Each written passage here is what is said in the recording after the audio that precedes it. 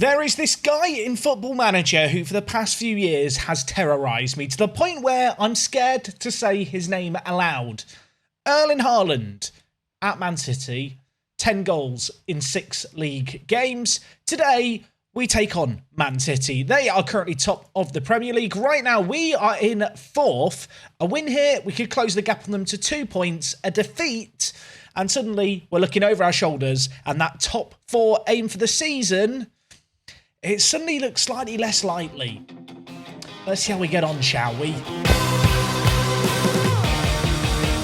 Yes, folks, how is it going? And welcome back to the Arsenal Let's Play. Today is episode number 4. Today, Man City at home. A game that I'm hoping we can win after an episode last time out where, well, we didn't get any wins. And we kind of needed to win one of them, I felt like. Unfortunately, a draw and a defeat against Manchester United and Liverpool means that going into this game today, despite some good league form, if we want to try and win the league, which might be, I don't know, a slightly lofty ambition year one, we probably have to win this game today. Now, since you were last here, 6 matches played in all competitions, only 3 of those in the leagues. And, well, first and foremost, the Europa League going really, really well. 3 wins in 3. We sit top of our group. As you can see here, we kicked off things with a win against PSV. We then beat Real Betis 2-0. Most recently, a slightly less convincing performance against Fenerbahce. I played a rotated team for this one. A 2-1 win, maintained our unbeaten start to the competition. And we now sit top of the group on 9 points. With that in mind, I think we can afford to rotate our team way more in Europe, which is probably going to suit us well because in the Premier League, top 4's the aim, and top 4 at the moment feels like it's not going to be a simple task. Now, as I already mentioned, we've played 3 games in the league since we last here. The first, the only game we were unable to win against Newcastle, wasn't exactly a classic from our point of view. Newcastle took the lead early on. We threw men forward. We went to the 4-2-4 system, and with 17 minutes left, Saka played it inside to Gabriel Jesus, who tucked it in, made it 1-1, and in the end, we had to accept a share of the spoils. That said, Newcastle were way better in this game. They had a ton of chances at the end. As the home team, they pushed and pushed, but they couldn't blow our house down. And yeah, I built my house out of bricks. We got a draw. We'll take it. After that, we took on Leicester. This game, a 2-1 win, which was a great result because Tomiyasu, in the 18th minute, was a melon. He got sent off. And I'll be honest, Tomiyasu has been not good. Let's just put it that way. He's not been good enough at right back this year. This match here, sent off in the 17th minute, but somehow we grinded out a result, and we have one man to thank for that. He grabbed both goals. Fabio Vieira, the 22-year-old, has been in some great form. 4 goals in the league, 1 assist as well as 7.2 rating. This was the match where he got man of the match. Despite us getting that lead in the game through Vieira, it wasn't without, well, a little bit of drama towards the end. Leicester cranked up the pressure. You can see here the XG story. Chance after chance after chance.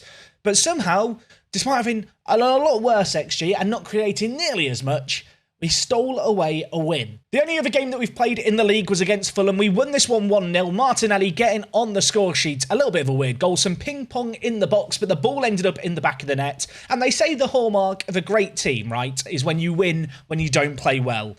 In the league, our form hasn't been that great in terms of actual performances, but we've got 7 points from a possible 9. So with that in mind, and the Europa League form, I'm kind of happy at the moment, I think. I'll be happy if we can beat or at least get something from Man City today. We are now at the point of being around a quarter of the way through the season, a point in which I think we can really start to, I suppose, analyse our team, review our team, and make some judgment calls on certain players. As I've already said, I feel like the right-back position is an area of concern. Tomiyasu is suspended for today's game, so Ben White's going to have to play out there. Fundamentally, though, Tomiyasu, when he's played at right-back, has not been good enough. A 6.56 rating. The kind of player who I think is a really good backup player who you could stick on the bench as someone to cover the entire back 4.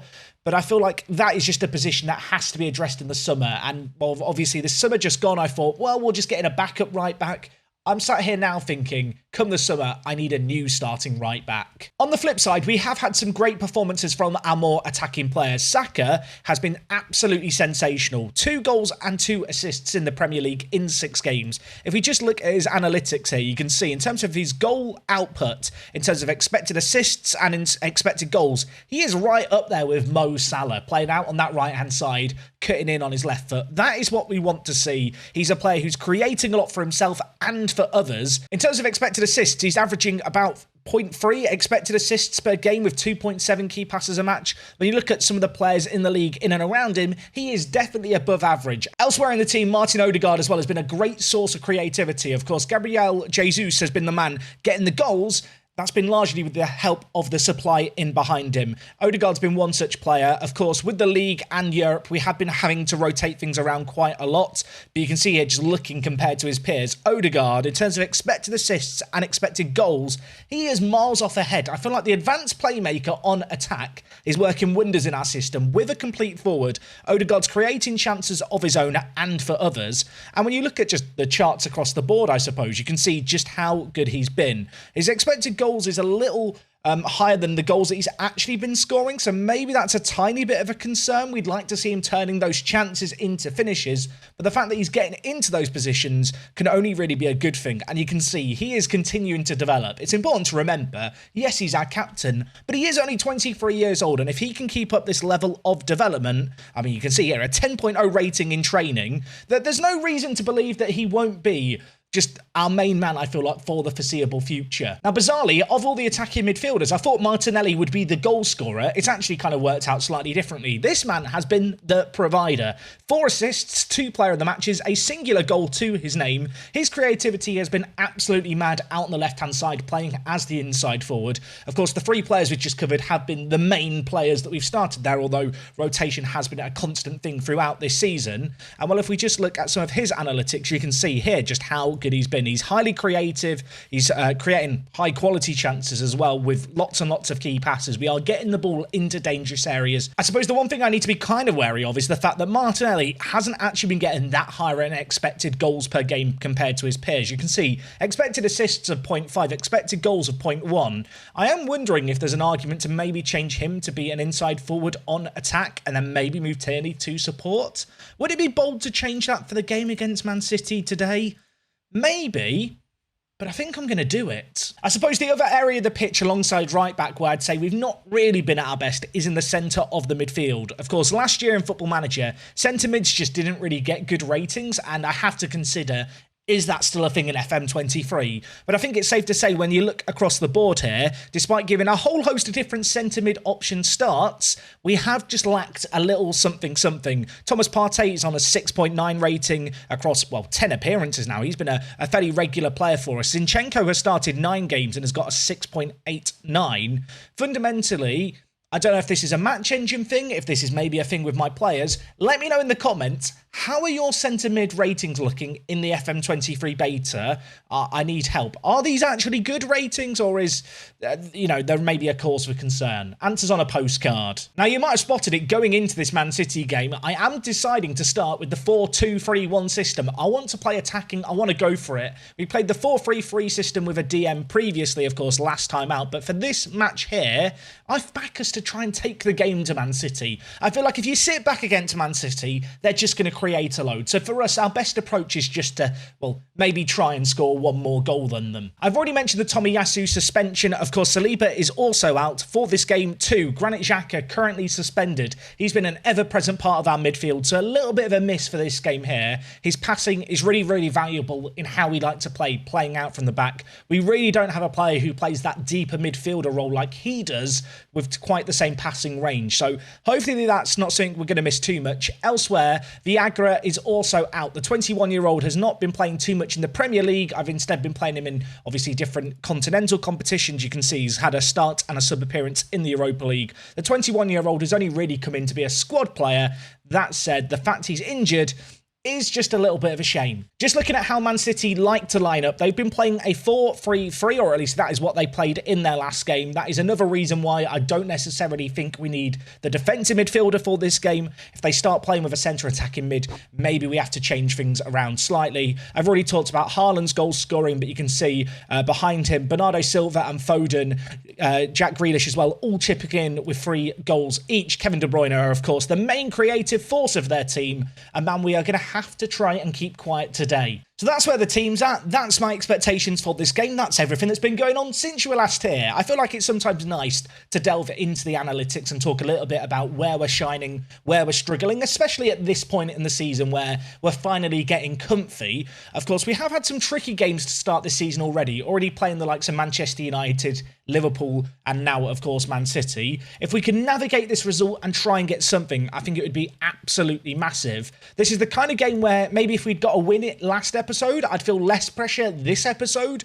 But ultimately, whilst, you are not necessarily expected to beat Man City, you need to try and grind out some wins against the teams in and around you if you're challenging for the top 4. If you can't beat some of the big teams around you, you're never going to finish in the Champions League spots in the Premier League. So that's my thinking. That's where I'm at. Let's see if we can have a better performance today. As Saka is in possession early on, of course, Ben White slotting in at right back with Tomiyasu out. Worth noting that does mean that Diakaibi is in the team in the centre-back position. Well, we've just hit the woodwork really early on. I'm rambling away about the fact that one of my favourite players, Diakaibi, is here. I say one of my favourite players. He's played okay. 1 goal, 6 appearances, 7.1 rating. I'm going off on a tangent. I just want to give myself a pat on the back. You know the Obama meme where he's putting a medal on himself? That's me congratulating myself on the Diakhaby signing. Mahrez with the ball on the far side. Pep Guardiola, the bold fraud himself in 3D, does have no hair. The game's visual fidelity has really gone up over the years. Unfortunately for us, Erling Haaland's ability has also gone up over the years. I said, didn't I, in the intro, how do you keep Erling Haaland quiet? It turns out that you don't. It's his first chance of the game. We hit the woodwork. They've gone up the other end. And all they've done is they've lumped it forward to their big, meaty man, Phil Foden, the provider. Haaland takes it down in his stride, smashes it in on his left foot into the bottom corner, and it's 1-0 Man City. To be fair, I did say when we switched to the 4-2-3-1 and I've revealed the fact we're not playing the defensive midfielder today, I do feel like this is the kind of game where you just have to try and score one more than the opposition. I still very much have that mindset. Of course, for a team that like to have a lot of the ball, right now we are struggling to have a lot of it, only 45% of possession. I'm going to ask the players just to be a little bit more direct with how we play here, not necessarily needing to work the ball into the box quite as much. I feel like in this game, of course, with Man City's trifecta of midfielders, we're going to need to navigate around them, and being a little bit more direct might just help us create a little bit more. Of course, it might leave us open as Kevin De Bruyne is through. Ramsdale, this occasion, makes a stop. But in this first half, Man City, they've been the better team. I say all of this. They've only had 2 shots on target all game. Are they about to have a third? A corner to deal with here. It's whipped in. Zinchenko, of course, against his former club, clears it away. Ball whipped across to Mahrez. Back post hits it. Ramsdale makes a stop. A massive save, it has to be said. We get it away from danger again. So half-time in this game, there's not been a whole host of chances, really. Man City have had more of the ball, but not created nearly as much. I'm still going to tell the players they're terrible. I'm also going to tell them I've got faith in them. I'm going to be cruel. I'm going to be kind. Good reactions on the whole. Just wondering if I want to change anything up tactically at this moment in time. I think I'm actually going to switch Odegaard to play as an advanced playmaker on support, just to maybe help us link our play into the final third a little bit more. Ask him to drop in behind and between, I suppose, the likes of De Bruyne and Gundogan. Right now, Calvin Phillips is doing a stellar job of keeping him quiet. Saka out on the right-hand side is on a 6.4 rating, having an uncharacteristically bad game. I'm going to haul him off now for Fabio Vieira. Elsewhere, Gabriel Jesus is having a really, really poor game. I kind of want to show faith in him, but I think I'm going to change things up in the centre of the midfield and bring in Smith Rowe for Zinchenko, who is, well, let's be frank, not having such a good game. In the final third, do I want to make any other further changes? Martinelli's struggling a little bit. You know what? I'm going to bring in Andreas. I will say now, I talked about Diakhaby being a good signing. Andreas, yet to have that desired impact on the pitch. He has not got a goal yet for the club. He has been developing well, the 18-year-old, the mini Martin Odegaard, as I've been calling him in my spare time. He's going to come on too. Some fresh legs in the final third. Vieira's been great this season. Maybe he can pick things up where he left things off. Maybe Andreas can come in and be that creative spark for us. As the time ticks along, though, there's going to be a temptation maybe to go to our more attacking 4-2-4 system. Ben White with the throw-in. I was about to change things up tactically and switch to the two-striker system, but we'll let this play out first as Jesus gives it to Andreas, who finds the back of the net. Well, that's why I've kept my faith in him, and that is why he's on the pitch. We're not going to touch anything now. I feel like we've been on top in this second half. There's not been that many chances for either team. We have a breakthrough, a switch of play, caught Man City out. Emile Smith-Rowe on off the bench, playing that deeper role with a fantastic pass forward. Andreas with a really, really good finish. The 18-year-old showing composure under pressure. Apparently it was a tight offside. It was not tight enough. If you're a Man City fan, he was on. And the finish at the end of it was actually a really, really good one. Tucked it into the bottom corner. Gonna shout some words of encouragement as we now have a throw-in on the near side. Could we turn things around here? Smith-Rowe cutting inside. Could he go all the way? Oh my word, he does. And Andreas has turned provider this time. We've turned this game around in the space of 2 minutes. And now do I want to just shut up shop a little bit? The throw-in, again, this time on the near side, but it's just Man City getting caught out there all over the place positionally. Emile Smith-Rowe was invited to run on an attack. He's done that, and he's found the bottom corner. With 10 minutes left, I am just going to switch things up and go more defensive here. Try and see out this game if we can. I feel like I've brought on a load of creative players. I've not actually got that many good defensive players here. That said, Odegaard's a bit tired, not having the best of games. I'm going to bring in El Neni just to be a bit of a defensive option for us. Elsewhere, Tierney, you, my friend, can play as a more defensive wing-back. Same with you, White. In terms of in possession, I'm going to ask the players to time waste slightly and just slow things down here. We want to kill off this game. Man City have not been doing a great deal with the ball in this half. They've had one shot in the entire of the second half. Now this is about trying to manage this game, see things out. As the ball's played forward, Ben White wins his header, but it's not fully away from danger. Palmer keeps things alive, whips it in. White needs to get his header on it again. He can't.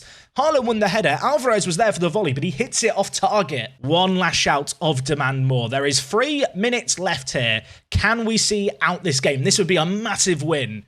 The kind of game where I feel like the changes have actually worked for us. In this second half, we have completely outplayed Man City, and the game management in the last 10 minutes sees us come away with a massive, massive result. A 2-1 win. Andreas, an 8.3 rating, a goal and an assist. Emile Smith-Rowe also had that impact on off the bench. And oh my word, you know what? Sometimes in Football Manager, you make changes and they just work. Today's been one such day. Is there any better feeling when you're playing this game? I'm not sure there is. And you know things are good when Thierry Henry is excited by our team. We've just managed to win 2-1 against Man City, and with that result, after 10 games played, yeah, Erling Haaland's got 11 goals. Yes, they've got a plus 17 goal difference, but crucially, we are just 2 points behind Man City, and we're looking really, really good. Andreas picked up man of the match as well. Let's give this man some praise. 18 years old, thrown in at the deep end. The persistence with him finally pays off. He's been playing well on the training ground. He's finally converted it onto a on-the-pitch performance. I don't know if you can tell, I'm a very happy camper right now. All of a sudden, what could have looked like a very meh start to the season looks like a great start to the season. We are cruising along in the Europa League. In the Premier League, we are second. Yes, it's very close behind us. I will also acknowledge the fact West Ham, Aston Villa, Wolves, Brentford also right up there. There's some weird teams towards the top of the Premier League. Hopefully, we can just have a nice, comfortable season now where we're not looking over our shoulders, where we're just in the top 4 from now until the end.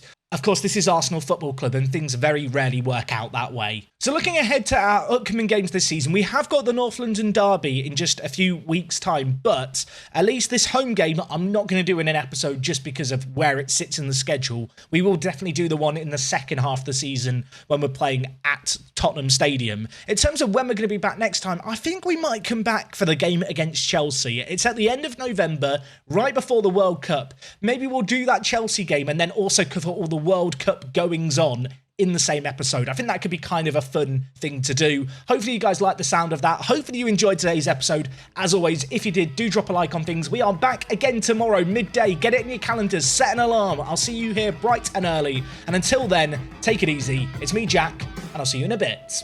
I'm out.